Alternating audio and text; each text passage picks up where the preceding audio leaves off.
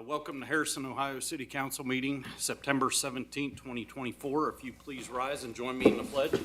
I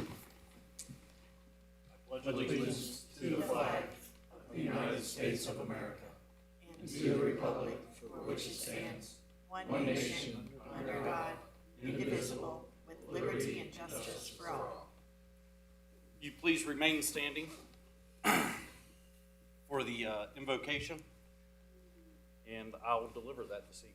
Dear Heavenly Father, thank you for bringing us together this evening. I just pray that you guide the thoughts and actions and decisions of those decision makers for the city.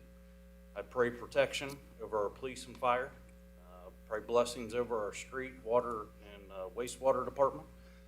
Just guide all our employees to deliver the service for our community and do it in the best way possible.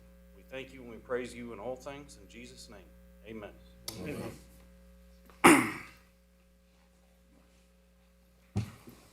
Roll call. Mr. Wilson. Here. Mr. Egner. Here. Mr. Abrams. Here. Mr. Samuels. Here. Mr. Akra. Here. Mrs. Van Cleve. Here. Mrs. Wilson. Here. Approve council meeting minutes and executive session minutes for September 3rd, 2024. Wilson, J.W. so moves. Second. Roll call. Mr. Egner. Yay. Mr. Abrams. Yay. Mr. Samuels. Yay. Mr. Akra. Yay. Mrs. Van Cleve. Yay. Mrs. Wilson. Yay. Mr. Wilson. Yay. Okay, we'll go ahead and move into presentations, and we'll start with the American Legion, please.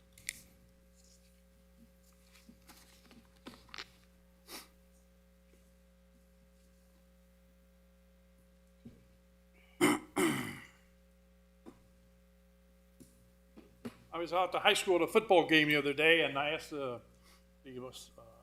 athletic director if there was anything they needed that the Legion might have a little extra money. He said, well, our goal for the soccer field, we're going to move those goal posts over to the practice field because they're not that good. He said, well, we could use some new ones for the varsity field. So Patty Van Cleve, being our school representative on council now, I guess, is here to accept the check that we're going to be donating to that cause, $5,000.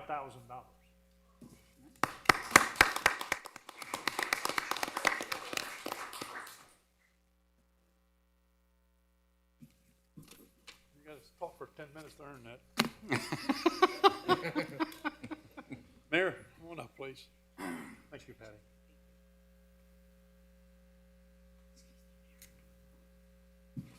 And as we normally do every month, we normally try to help the Mayor's Fund. And this month, we'd like to donate $3,000 to the Mayor's Fund.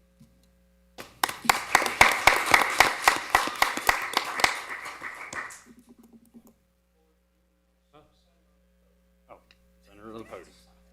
Line them Right up. again. Line them up, Gene. Thank I you think very much. if we're running a total, I think this year, so far, the Legion has donated to charities in this community over $120,000.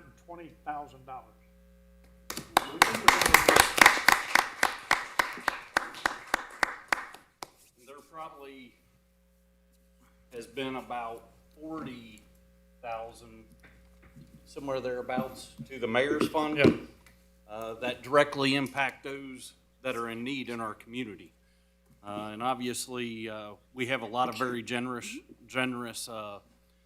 donors in our community, but Yeager Benson has been absolutely incredible in supporting the Mayor's Fund that's directly rolled over. Every dollar is rolled back over to help those that are in need in our community. So, thank you very much. With that, we have a promotion in the Harrison Fire Department. So I'm going to step back to the podium, and I'm going to invite Mr. Chris Gundrum. Actually, I'll invite the fire chief first. Thank you, sir. I appreciate that. The process to fill the vacancy within the command structure was completed about a year ago, I guess, and we had a new list that was established. The next individual to fill that vacancy is here tonight, Chris Gundrum. Chris oversees our public education programs, all the things you see in the schools. He also works with our fire explorers.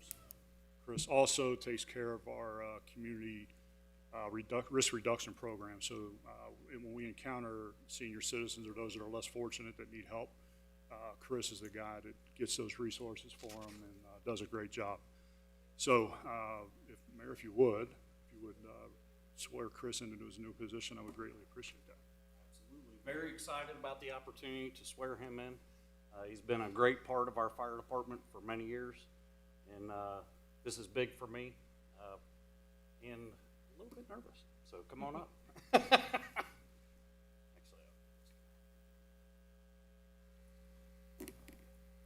Raise your right hand. I state your name. I, Christopher Gudrum, Solemnly swear or affirm solemnly swear or affirm that I will support the Constitution that I will support the Constitution of the United States of the United States and the state of Ohio, and the state of Ohio, and that I will enforce and that I will enforce the laws and ordinances the laws and ordinances of the city of Harrison, of the city of Harrison, state of Ohio, state of Ohio, and the United States of America, and the United States of America, and that I will, and that I will, in all respects, in all respects, observe the provisions observe the provisions of the charter of the charter and the ordinances of and the ordinances of the city of Harrison, the city of Harrison, and that I will and that I will faithfully and completely faithfully and completely discharge the duties discharge the duties of the office of the office upon which I'm about to enter. upon which I'm about to enter. Congratulations. Thank you.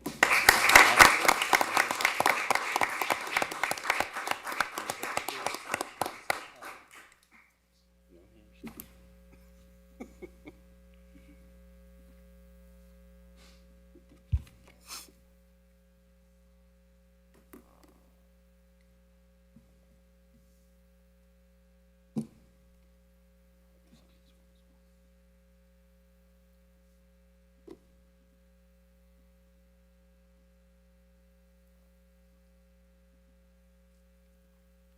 Very good.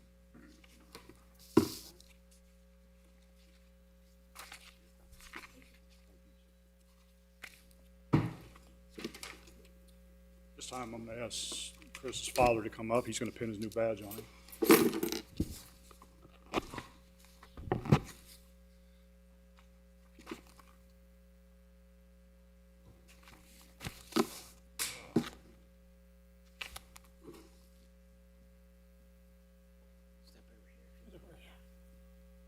Of course he moved.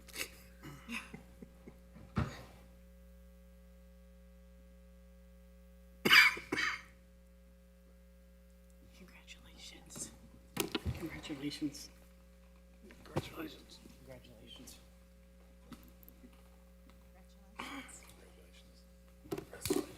Congratulations, young man.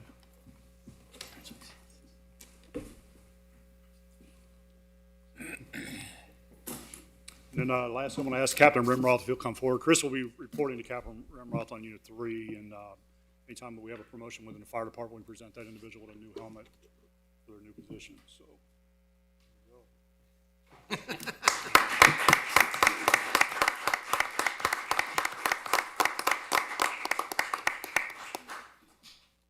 all, Mayor. Thank you. Appreciate it.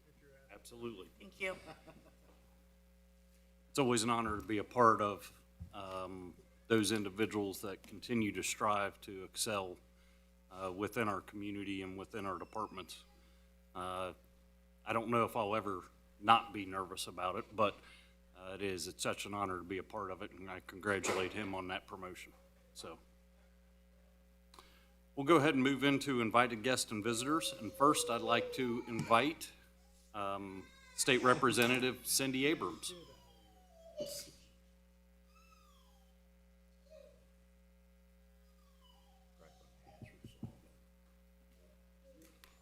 want to stay? Thank you, Mr. Mayor, members of council, for inviting me here tonight with a little State House update. It is always exciting to have a promotion, and you did a great job. All right, a little State House update for you on the subject of taxes. Of course, obviously, you know, what do they say? There's two things for sure in life, dying and paying your taxes, right? So in the state operating budget, I was proud to vote for, we actually flattened the income tax brackets to 2 brackets, and that provided $1 billion with a B, in tax relief for Ohioans. Can you hear me, Jerry, or no? Not very well. Okay, But I'll talk louder. Lord knows I can be loud. There we go. We index the homestead exemption to, inflation. Obviously, this inflation is affecting all of us here in the whole nation, not just in Ohio. We expanded the homestead exemption for the tax year 2024 to all Ohioans with a yearly income of $28,500 or less. And before anybody asks, what else are we doing for everyone else in Ohio, we have created the Joint Commission on Property Tax Review and Reform. Senator Bill Blessing is the Joint Commission chair, and what they're doing is they're studying, obviously, the issue that we all have. The inflation that's caused by the federal government obviously is here in every single thing we do, from buying groceries to gas. Obviously, property taxes went up. And so there's a multitude of bills in the House and Senate that are different members introduce them, trying to deal with like the property tax issue that we all have. I mean, personally, as you all know, I live here, and we've lived here in Harrison 24 years. And when we got our tax bill, we both were shocked, like, wow, didn't realize that went up this much value, and that much value went with an additional, Huge increase. thousands of dollars, correct. So anyway, Senator Bill Blessing's on that committee. They should have the report out soon, and what we're gonna try to do, hopefully, once we return after the general election, is figure out what we can do for all Ohioans to help, people still stay in their homes. Pending legislation in the House, we're always protecting our veterans. House Bill 90 and House Bill 254 are being considered by the House, and that is to expand that homestead exemption to veterans basically with a lesser disability rating. House Bill 254 is between 50 and 90% disabled. So again, dealing with property taxes and our veterans. And again, securing our seniors. We would like for everyone to be able to age gracefully in their homes. And House Bill 263 will freeze the property taxes for certain Ohio seniors that meet eligibility. Again, y'all heard about, I'm sure, House Bill 187, which it's basically a partnership between the state and the local governments to assess the past 3 years instead of just year by year by year with the property taxes. So those are just a couple of bills that are in the House, and like I said, hopefully the commission will have a better answer and a clearer answer how we should move forward as the General Assembly. Fair school funding here, talking about Patty, the representative for the school here. We invested $8 billion in 2024 and $8.2 billion in 2025 to the Fair School Funding Formula. That's for our public schools. Basically, it provides the students for all the resources that they possibly need. I like to say that every single Ohio student has a paved path to success, whether you want to, whatever you want to do post high school, whether it's serve in our military, get a 4-year degree, figure out what you're interested or good at, quite frankly, a trade, and the resources are there for every student to succeed in Ohio. And some may say that, well, the way that we fund schools is unconstitutional, and we fixed that, believe it or not, over 4 years ago. Former Speaker Bob Cupp was a former Ohio Supreme Court Justice, and it was his mission the whole entire 8 years that he was in the House to fix the unconstitutionality of the way the state funds schools. So we went back to the drawing board, and for 8 years he worked on that, and he worked with school districts, school boards, administrators, anybody that has any, plays any part in educating our students here in Ohio. So we've created this formula, and every single school district knows exactly what they are getting from the state based on that formula. So Cincinnati-related budget projects, we secured $3 million this year in 2024 for the construction of the Hamilton County Regional Safety Complex. That's going to house a training center for the Cincinnati Police Department, the Hamilton County Sheriff, and all of our agencies in the whole entire county can use that. It's basically a shooting range, and there's going to be different conference rooms and whatnot. And so our local, state, and federal agencies are going to be able to use this top-notch, state-of-the-art facility. We dedicated $80 million to the Law Enforcement Assistance Fund. Our fire chief and our police chief both do great jobs, I think, applying for grants that are available through the state. And we invested $13.5 billion in funding state infrastructure. Obviously, Exit 3, Dry Fork Road, is going to be getting a makeover here sooner than later, and we're very excited to partner with the city and the county to secure those funds. And then $1 million will be coming here to the city of Harrison to, I'm really excited about this project, obviously out back and the splash pad and the walking trail and the amphitheater. And I think it's going to answer many requests from Harrison residents asking for those things. So I am the chair of the Criminal Justice Committee, and we have some bills in my committee that I think that you would be interested in. The bill that wasn't in my committee, it was in Homeland Security, was House Bill 230, and this bill I authored as a result of my trip to the southern border with Sheriff Jones from Butler County. We went down there and I saw firsthand the drug trafficking, the human trafficking, specifically the fentanyl trafficking that's coming here to every single community, quite frankly, in our nation. House Bill 230 was voted out of the House, 80 yeses and 13 noes. And what that does is it increases the drug trafficking charges for cocaine, fentanyl, heroin, and meth, and it expands the definition of human trafficking. It establishes a 5-year mandatory minimum prison term if you sell the fentanyl that kills someone. It designates August as Fentanyl Poisoning Awareness Month, and it requires that our public schools instruct students, however they see fit, age appropriately, from K through graduate school on the dangers of fentanyl. Because what we're finding is, kids go to college and they say, oh, well, we're gonna buy whatever it is, whether they think it's Adderall or Xanax, and actually it's pressed fentanyl. And when I was down at the border, Homeland Security had there was 2 different examples and side by side, and you could not tell the difference which one was actually Adderall and which one was pressed fentanyl. It was terrifying. It also allows law enforcement to conduct oral fluid testing. Oral fluid testing it's going to be a game changer, quite frankly, to the safety of our roadways. So now, police officers with probable cause can pull you over and they can take a sample of your blood, breath, or urine, and this allows oral fluids testing. So think just a simple swab, around your mouth, 30 seconds, and that is sent to a lab, and it tests for all drugs of abuse. And it doesn't just, let's just use marijuana, for example. If you smoke, 7 days ago and then get pulled over, it's not going to show that you're currently impaired on marijuana. But this will actually tell law enforcement how impaired you are, in addition to all the field sobriety tests that they already, have to do. So again, the oral fluid testing is going to be, I believe, a game changer, especially for things like fentanyl and meth and different things that people are using. So House Bill 322 was voted out of my committee, 90 yeses to 1 no, and that allows prosecutors to pursue, I'm sorry, not on my committee, off the House floor. God, I don't have 90 members in my committee. That would be terrible.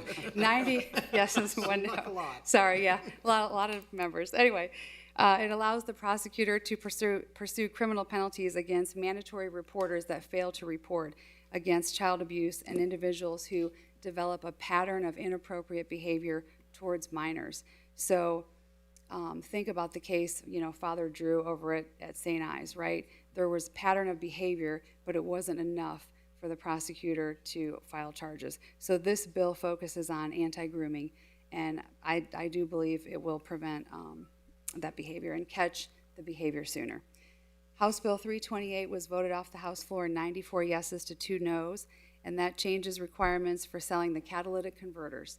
Obviously, every single community in this state is dealing with catalytic converter theft, and this is going to ramp up the penalties basically for stealing and receiving the actually catalytic converter. But what it's going to do is and I'm not focusing on, businesses that legitimately sell catalytic converters. We had everybody down, hours and hours and hours of interested party meetings and conversation. Basically, you have to show your ID, which is in law now, but you also have to put down the VIN of the vehicle that you got that catalytic converter off of.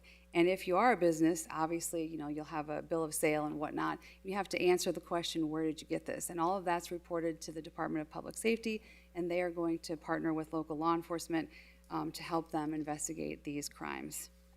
House Bill 37 was voted off the House floor unanimously, 93 to 0, and that raises the penalties for those who commit the offense of aggravated vehicular homicide, so you kill somebody, when you're driving a car after you've been previously convicted for an OVI-related offense. And House Bill 531, voted off unanimously again, 95-0, creates the offense for basically sextortion. So sexual extortion, heartbreaking stories from here in Ohio where mostly this is targeted to young people where they receive a request from, let's say if it's a male, that a female requests, a picture of their, body part, they send it, and actually it's someone from, it's not a young woman, it's someone else who says, well, if you don't give me $20,000, I'm gonna expose this and put it all over social media. There was a young man named Braden from up north, and he was a victim of sextortion, and from the minute that he realized, oh no, I'm in trouble with this since I sent, a picture of my private part to who I thought was a girl, he killed himself within 26 minutes. And that was devastating. So anyway, it creates the offense of sexual extortion. That's the update here, and I am happy to answer any questions, and I appreciate your time and attention and your service to this community. Thank you. Thank you. Questions? Madam Representative, I understood there was a bill being considered specifically for veterans, that if they're on disability, that the percent of disability they're on, that their property taxes could be reduced by that amount. Do you know anything about that at all? Correct. That is still in the House. Yes. That was I believe House Bill 254. That's the one you're talking about with where they kind of, there's like a percentage. Yes. For our veterans, I hope you push that through. For the veterans. Yes, sir. You know that. Other You questions? said that's in the House? It's still in the House. Yes. Other questions for? No, I appreciate all the work that you have put into Harrison. Obviously, being a resident here, it means a lot. It's one of your personal focuses, but obviously your entire district is important to you. But speaking for the city and I believe the residents, I appreciate all the effort that you're putting in for our community. So I appreciate you coming down, providing an update today as well. So thank you. Thank you. Thank you. Thank you.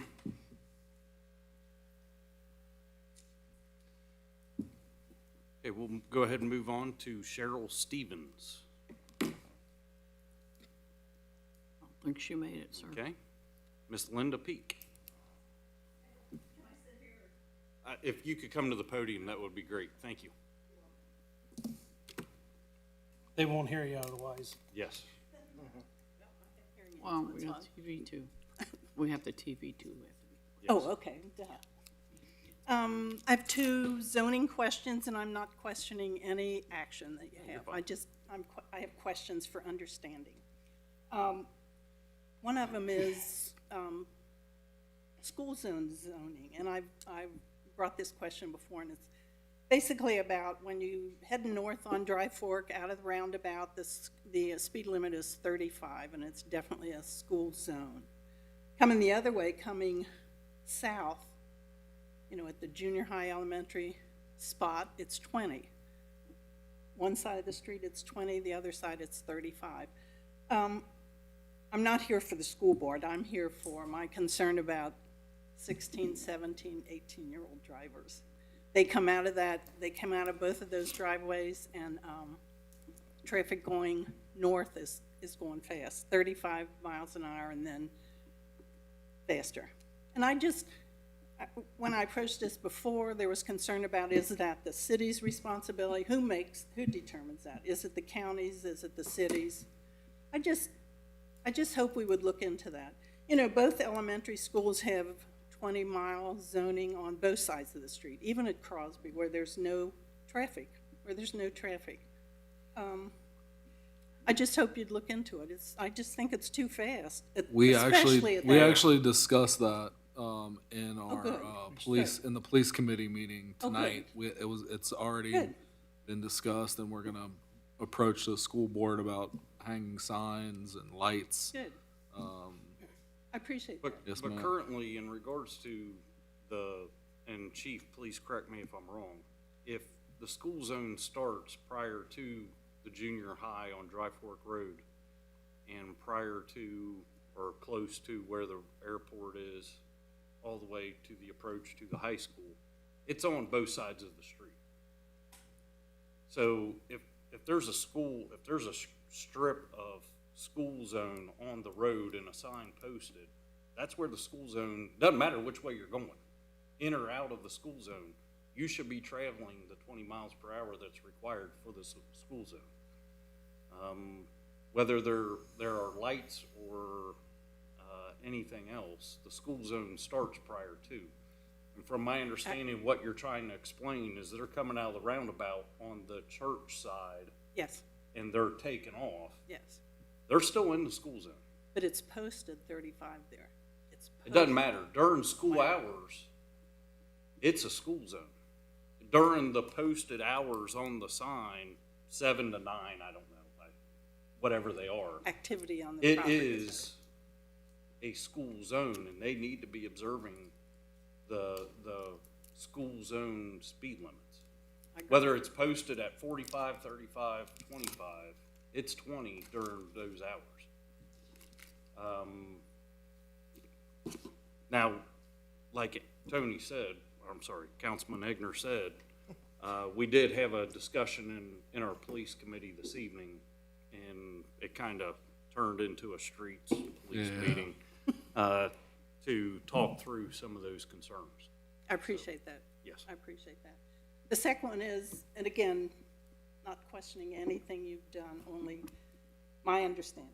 And this is about several weeks ago, several meetings ago, several months ago, Jerry, Mr. Wilson mentioned, and I'm not going to get this right, Jerry, but something like, we can't do anything if a business or developer comes in and they follow the zoning code.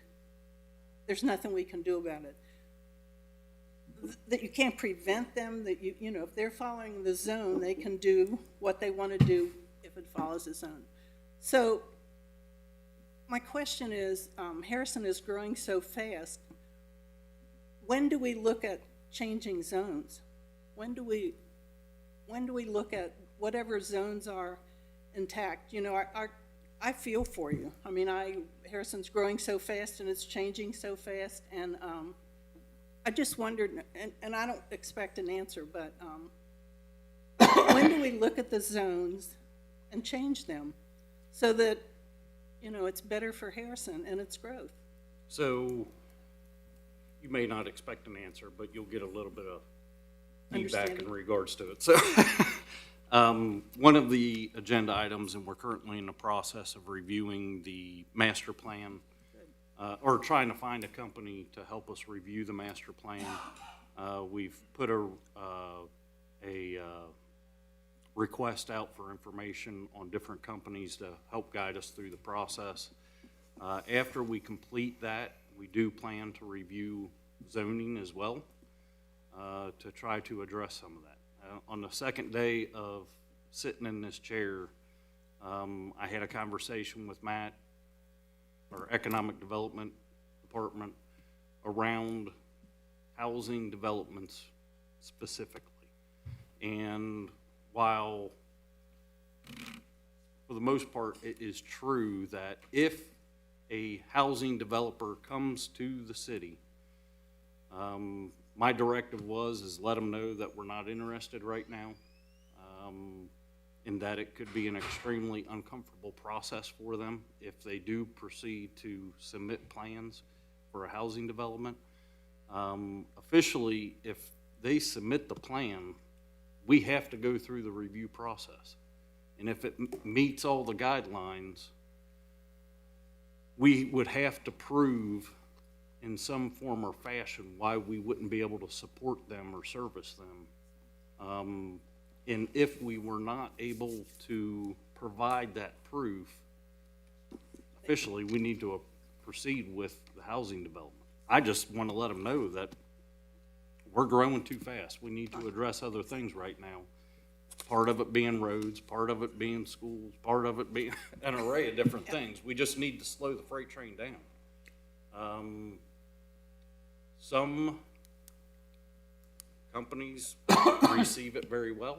Others are not too happy about it. I'm not worried about that part of it. I need to think about the community. We all need to think about the community. And we hear what everyone's saying, but we do plan, in regards to the zoning itself, we do plan to review that and see if there are adjustments that we can put in place. That's exciting to me. I mean, I didn't grow up here, but I've been here a long time, and I like it here, and I hate to see us go like to Coleraine or to whatever. Yes. It's a good place, and it, you know, That's why people want to move here, though. you know, it is. It's why people want to come here. And Well, that's why there's people who have built here and invested here, because it is a great it community. is. It is, and I don't want that to change. So None I'm of us excited. do either. You know, I've been beat up on social media more than anybody that sits on this dais about the subdivision that's coming in.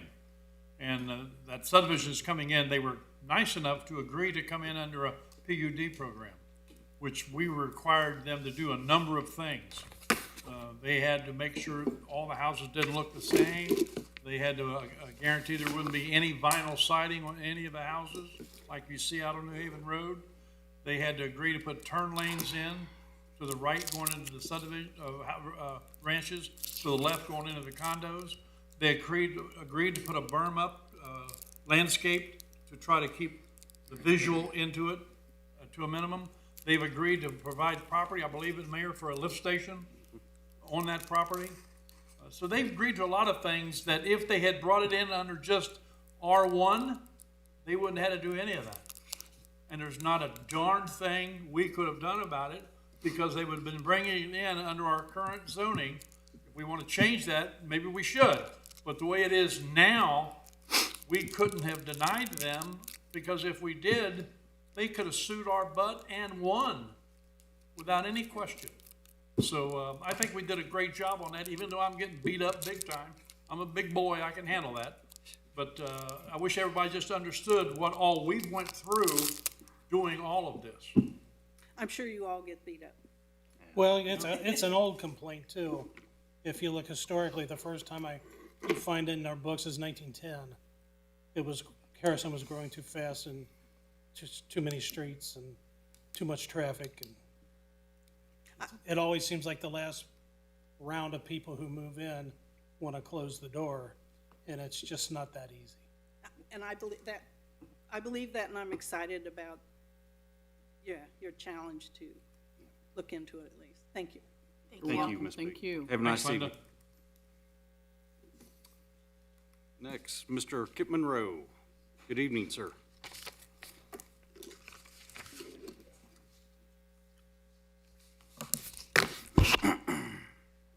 Members of council, mayor, my name is Kip Monroe. I live at 10446 Walking Fern Drive in the township. I'm involved with an organization called Front Door Project. And basically tonight, I'm just here, and it seems like Linda set me up pretty nicely, and so did you, Jerry, to inquire about the status of the Oakland Hills development. It's been 6 months-ish since it was approved. And when I go to Kroger's and go out, I guess because I've kind of been the face associated with this issue, people are like, what's going on? What's happening with it? Because I think people felt that ground would be broken or something would be happening, or you'd see a little action. We haven't really seen anything. So I'm hopeful tonight that you guys can shed some light on what's going on. I know it's not your job to provide information, and perhaps you can direct me, and I'll go to Gradison and try to get answers from them. But there was talk about an RID funding, and I know you guys put the kibosh on that. There was talk about different builders back and forth. Ryan's in, Ryan's out. Now they got somebody else. What's going on? Jerry, I know you spoke with them in July, I believe, and said that your understanding was that there was going to be a closing in August. There have, not, at least according to the Hamilton County records, there's been no closing on the property yet. So I just would like to get some answers from my friends. I talked to Mark Gradison yesterday on the phone, if you don't mind, Mayor. I talked to Mark Gradison yesterday on the phone. It's my understanding they're doing surveys, geological surveys on the land right now. They're closing the property, I understand, this Friday. So they will be in ownership of it. But that's where it stands right now. And he said he expects everything to start being built in probably early spring. Okay, and Ryan. They'll be moving ground and stuff this fall. And Ryan's still the partner? That's as a- correct. As a builder? That is correct. They do have an agreement with Ryan. All right, okay. I think those are my questions. Thank you. Thank you. Thank you. Have a good evening. And the last guest this evening is Mr. Jerry Furby. Will you please come to the podium, sir? State your name and home address, please. Jerry Furby, 124 Hopping Court, Harrison, Ohio, 45030.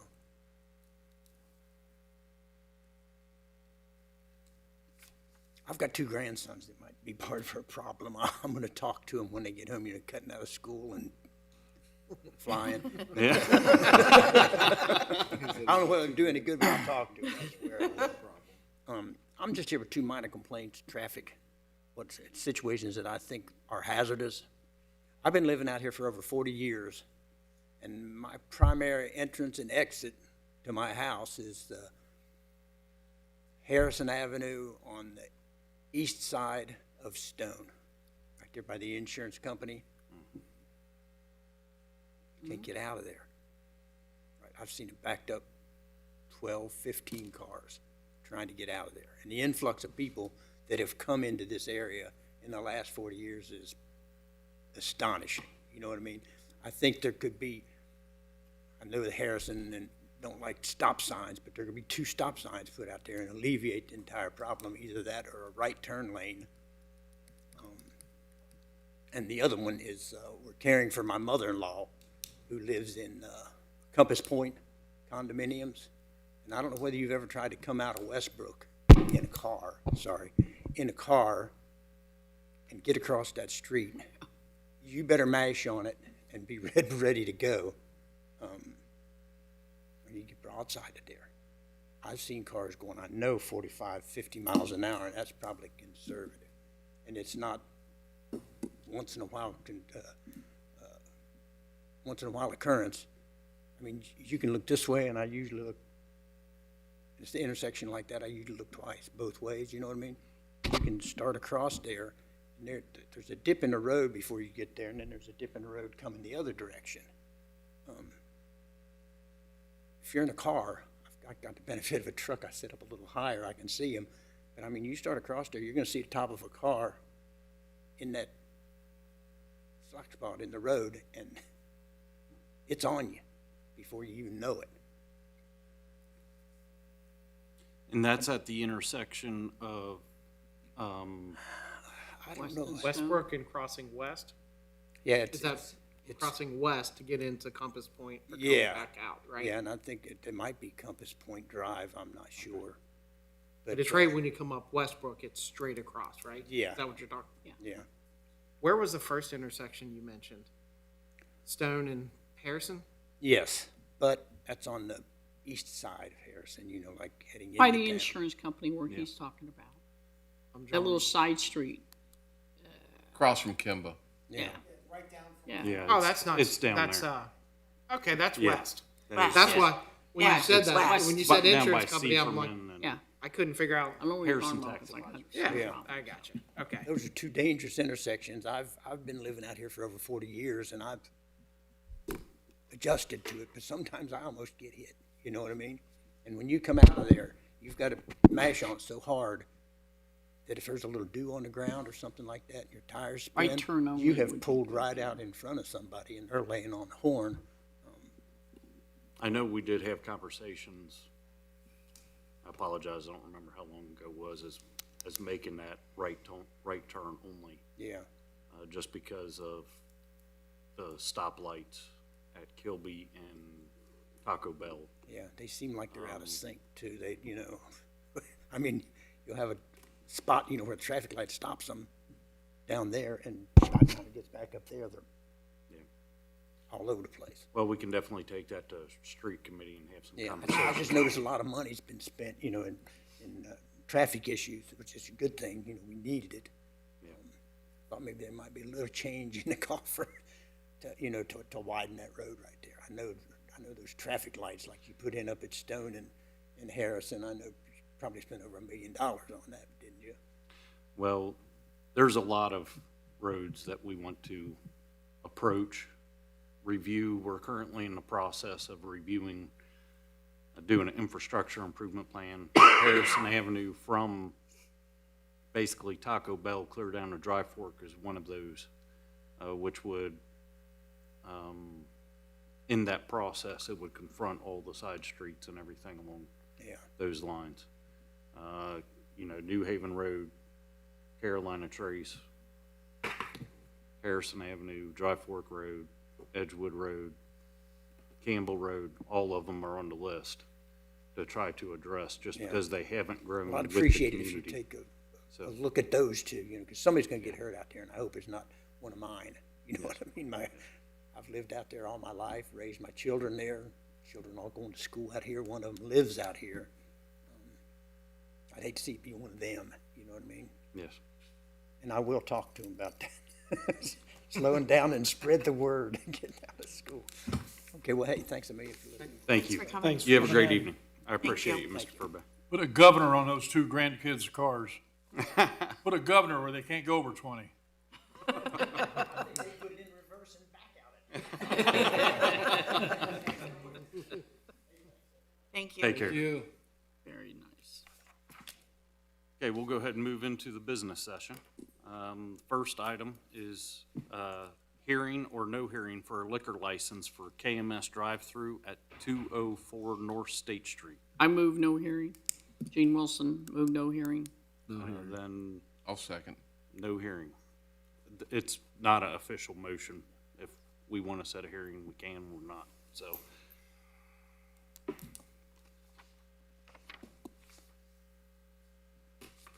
Any items to add? I'll make an official add agenda item. Okay, we have a motion to add an item. Do we Second. have a second? Okay. Roll call? Mr. Abrams? Yay. Mr. Samuels? Yay. Mr. Akrep? Yay. Mrs. Van Cleve? Yay. Mrs. Wilson? Yay. Mr. Wilson? Yay. Mr. Regner? Yeah. And what item would you like to add, sir? 4-21 concerning the operation of underspeed, low speed, and utility vehicles. Okay, we have the motion to add said item. Do we have a second? Second. Roll call? Mr. Samuels? Yay. Mr. Akrep? Yay. Mrs. Van Cleve? Yay. Mr. Wilson? Mrs. Wilson? Yay. Mr. Wilson? Yay. Mr. Regner? Yeah. Mr. Abrams? Yay. Okay, would you like to discuss the item? You all should have that item in front of you, the original version. This is in regards to our low-speed vehicles, golf carts, the ordinance in regards to that. Right now, it is kind of open, so it takes into account four-wheelers, side-by-sides, pretty much that anything that would fall into that category. This recommended change would change it to only golf carts. That way we don't have utility vehicles and everything running around our community.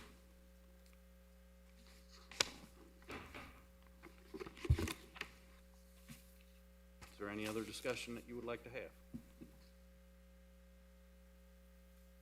No, I think I'm good. I think I just have a question. Yes, sir.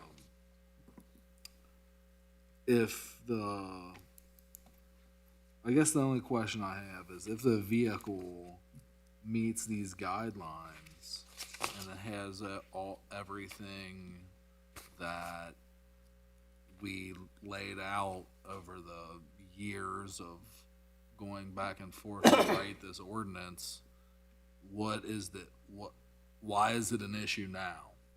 I guess that's my question. So I remember having discussions about this when this ordinance originally rolled out, and while the adjustments were not made at that time, it was something that unfortunately it crossed my mind, and then it left probably just as fast with everything going on. A lot of rural communities allow the side-by-sides and four-wheelers and the array of different vehicles that are available on the market right now. I don't know as a, I don't know if I want to say urban, but suburban environment and a growing environment, especially with high traffic, that we would prefer to have four-wheelers and side-by-sides running the streets. The golf carts are limited to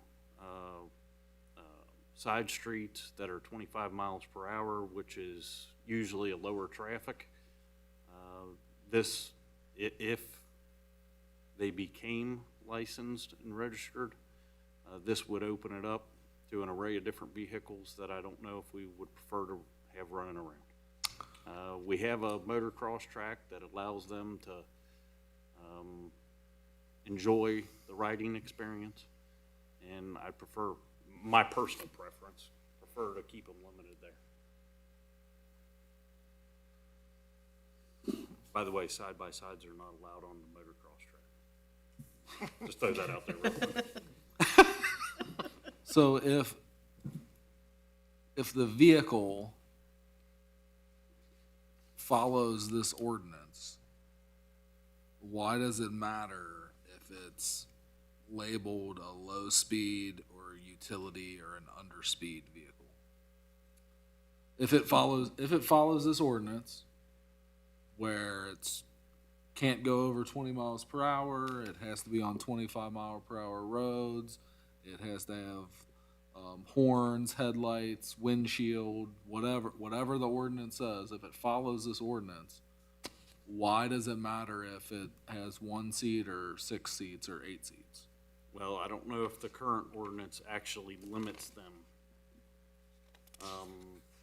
the way that it needs to be limited. That's why the recommended changes are being rolled out now. While a four-wheeler, and I don't know how many people have ridden a four-wheeler on dirt and then taken it out on the road, but the drivability of that vehicle completely changes because of the tires that are installed on the vehicle. They're made for dirt, they become wobbly, and it becomes a hazard in a lot of ways. The same thing with dirt bikes and everything else. If you don't have roadworthy tires, they become a problem more than they are an enjoyment of the ride.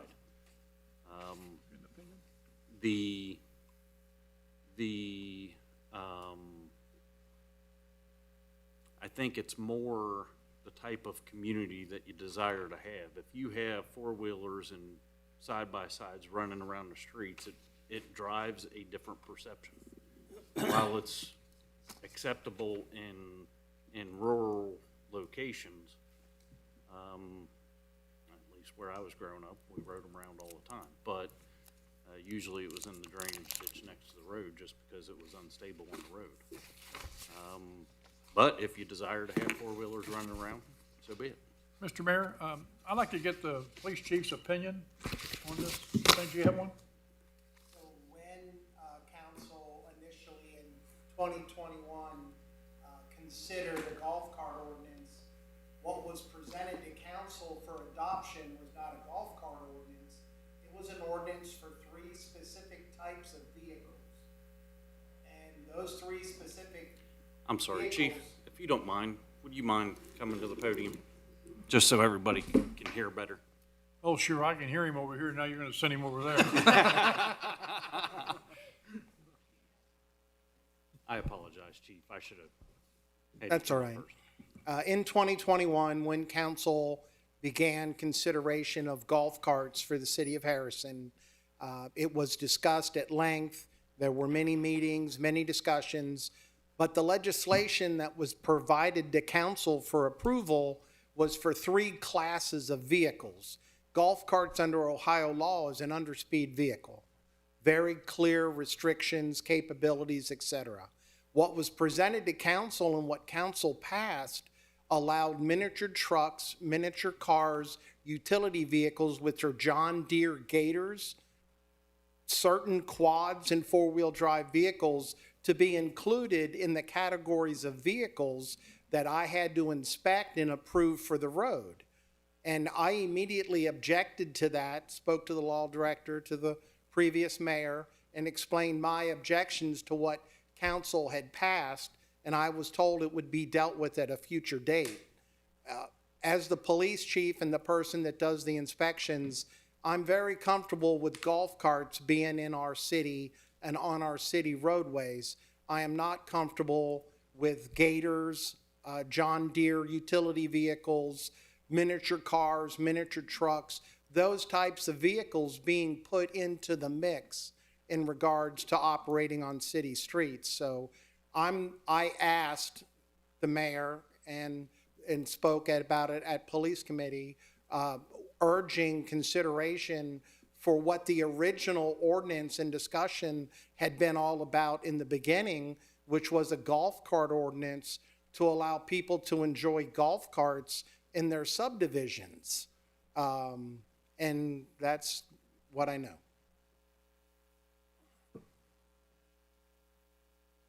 Very good. Thank you, sir. Thank you. Any other questions or discussion? I'm sorry, did that answer? No, yeah, did I'm that help? good, Okay. yeah. Okay. Okay, then I'll entertain, Can we have a motion to approve this as printed? Or do you want the whole thing read? No, I think Doug read the original legislation language. So, I have a first. Do I have a second? Yes. Okay. Roll call. Mr. Agra? Yay. Mrs. Van Cleve? Yay. Mrs. Wilson? Yay. Mr. Wilson? Yay. Mr. Egner? Yay. Mr. Abrams? Yay. Mr. Samuels? Yay. Very good. Are there any other items? Okay, we'll go ahead and move into reports. I will start. First, I'd like to congratulate the owners of Enchanted Novelties down in the district on their grand opening. Actually, I'll move into the Taste of Harrison here in a second, but on the evening of the Taste of Harrison, they actually had a line wrapping around their building to get into it so everybody could see. So, congratulations on your grand opening, and wish you the best in your business. It's a very nice shop, and I encourage everyone to stop down and visit with them. Great individuals.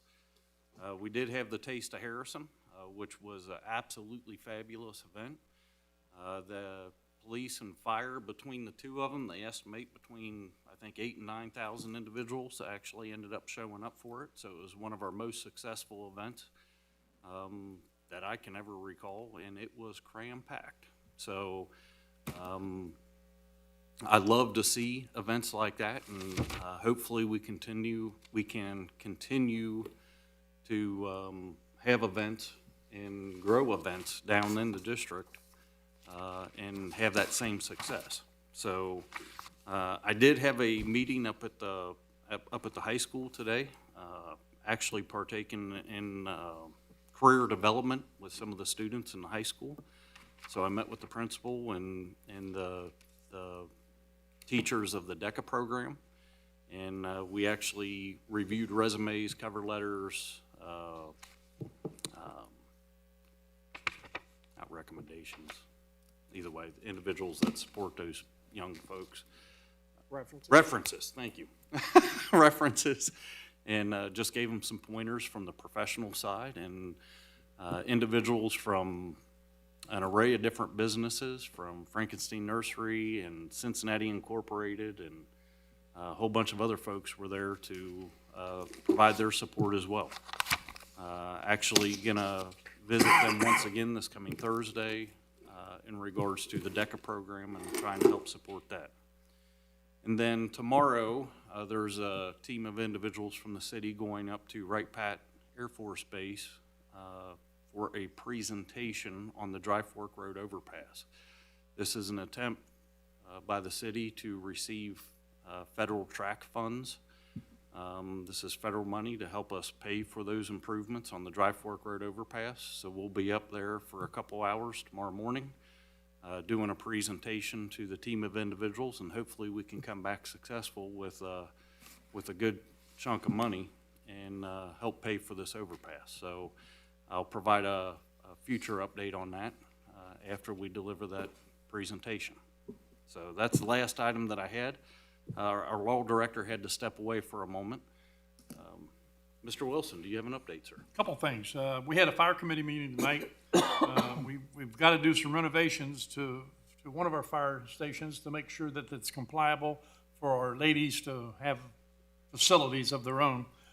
It's looking like that expense is going to be somewhere around $550,000.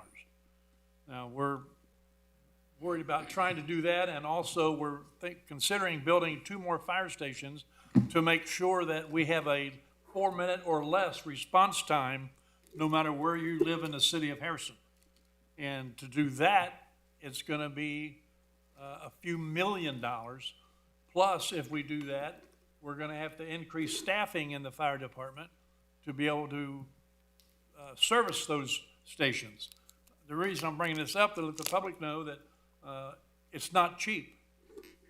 We want protection, obviously, as best we can, but to have that, we're going to have to pay for it. So be prepared for that. We did get financing approved for a new fire truck, which I believe, Kim, is $1 million, close to it. $1 million just for that. So we're spending a lot of money in Harrison, but I think we're doing it in the right way. The only problem we've got when we build these 3 fire stations is the police chief is saying, "What about me?"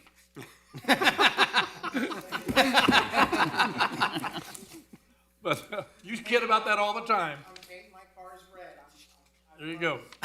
So that's what's going on with the fire department right now. And the last thing I want to mention, and I don't mean to be selfish, but we do have a dog show coming up October 26th in the memory of my boy Goober, who crossed that Rainbow Bridge. We're trying to get more pets adopted instead of having them euthanized. So we'd appreciate it October the 26th from 10 to 2. If you'd come down to the Legion, bring your furry friend with you. There'll be pets down there to adopt. There'll be vendors and everything else. So we'd appreciate your participation. Thank you. Very good. Councilman Egner. Yeah, I just have a brief report. We, as I've been reporting every month, we are updating the emergency operations plan. We looked at Annex F tonight and the mass care function of the fire department and the police department. Everything looks, the fire chief and the police chief are doing a great job of updating this and keeping us safe. And then I just wanted to comment on the Taste of Harrison. I was down there. I saw some people from outside of the city of Harrison that I know that were they were shocked by the amount of people that were down there and how packed that was. And it was a great event, and the Porsche, all the Porsches down there, they love that too. So Great job, Chief. Yeah. But that's all I have. Thank you, Mayor. Councilman Abrams. Mr. Mayor, I have nothing to report on in reference to the committee, but I would like to thank Representative Cindy Abrams for coming today. She works. Oh, go ahead and suck up. She works tirelessly, and I'll give you an example. It starts at 8 o'clock in the morning, and like tonight, it'll end at 10 o'clock at night. And she takes numerous phone calls, and I know you guys are all saying I'm sucking up, but it's really the truth. She works tirelessly, like you said, Mayor, and just wanted to point that out to everybody. So, well, I know I was on the phone with her at 8 o'clock last night, and I think she said that she had 2 or 3 more phone calls to go after my conversation. So, she's busting the hump. So. Anything else, sir? That's it. And I'll touch on that. I do want to thank Representative Abrams for stopping out today. And then I do want to touch on one more thing before I pass the torch here again. In regards to the school meeting, one of the biggest problems that I think the entire country has, but we have here in our community is youth leaving our community to go other places to work. And I know Matt has had different conversations about workforce development. I know they're having conversations clear up at the State House level and at the federal government level. The number of workers for the number of employers that we have in our community is we're just at a shortfall. Every employer out there is having problems finding qualified, valued employees. From my perspective and the ability for the city and to be a part of listening to our employers provide feedback, it's kind of greedy in some ways, but trying to keep kids here, trying to not only find employers to come here to provide good paying jobs, but to keep our kids here and to invest into the future of Harrison. To be able to make contacts with them and help guide them and mold them. It's important to me as an individual, but it's important from the city side as well. That's part of why we continue to try to provide outreach into our schools. So, and then hopefully we'll be able to groom them into potentially some city jobs as well. So, but that's the last I have. Sir, Councilman Samuels. All right. Actually, I have no updates. As everybody knows, my updates occur on the first meeting of the month because they are quite lengthy. But I would like to ask for an executive session tonight pursuant to ORC 121.22 G1 for compensation-related issue.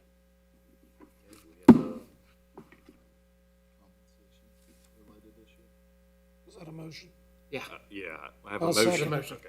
And now I have a second. Roll call. Mrs. Van Cleve? Yay. Mrs. Wilson? Yay. Mr. Wilson? Yay. Mr. Egnor? Yay. Mr. Abrams? Yay. Mr. Samuels? Yay. Mr. Akra? Yay. Okay, after our reports, we'll adjourn to executive session. Thank you. Councilman Akra. I had a bunch of things I was gonna read, but I'm not gonna go through it, but I would like to, if you live in the historic part of downtown Harrison, I wanna give you a heads up. I had a fence replaced in my yard, and I found out my zoning had been changed. Our house was built in 1887, 90 years before, just about before zoning came in. It's always been residential, and I've been told now it's M1. I haven't been told how it happened or when it happened. And I don't know if it actually did happen, but they told me all they can do is go by their map. So if you live in the downtown basin of Harrison, if you can see a business from your house, if you can see a factory from your house, you might want to check your zoning. Some of it's online. If you can't find it there, I would encourage you to call our building department, because there's some things that can drastically go wrong if your house is zoned wrong, or if your neighbor's house is zoned wrong, and they decide to do something with that property because of it that you don't want to live next to. So that's the only thing I got is if check your zoning, make sure that's correct. There's 5 houses on our street, only 2 of them are zoned correctly. So I encourage everyone to give their house a look, see how you're zoned. That's all I got. Very good. Councilwoman Van Cleve. I have nothing at this time, Mayor. Thank you, though. Very good. Councilwoman Wilson. Excuse me, Police Committee met tonight. Monthly traffic crash report for August. We had 20 public roadway accidents and 9 private property accidents. Current staffing is at 24 sworn officers available for full duty. Regulated vehicle ordinance 52 inspections to date with 49 permits issued for on-the-road use. Civil Service Sergeant promotional exam, 8 officers had applied to take the exam, 7 showed and completed the test. No vacancies, new eligibility list will be posted.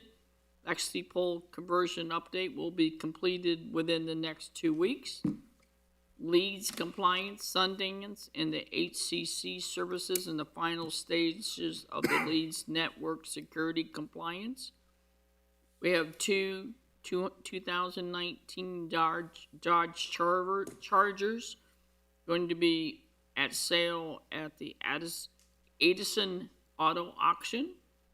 New Haven Road, the paving and striping is to begin next week.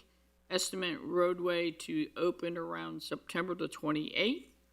Probationary police officer Trevor Loverby is no longer assigned to a field training officer. He's on full duty by himself.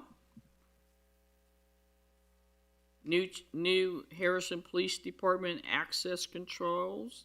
Zuber is in process of adding new entry door locks to all 311 Harrison Avenue and 106 North Sycamore buildings. And our next police committee will be October the 15th of 2024.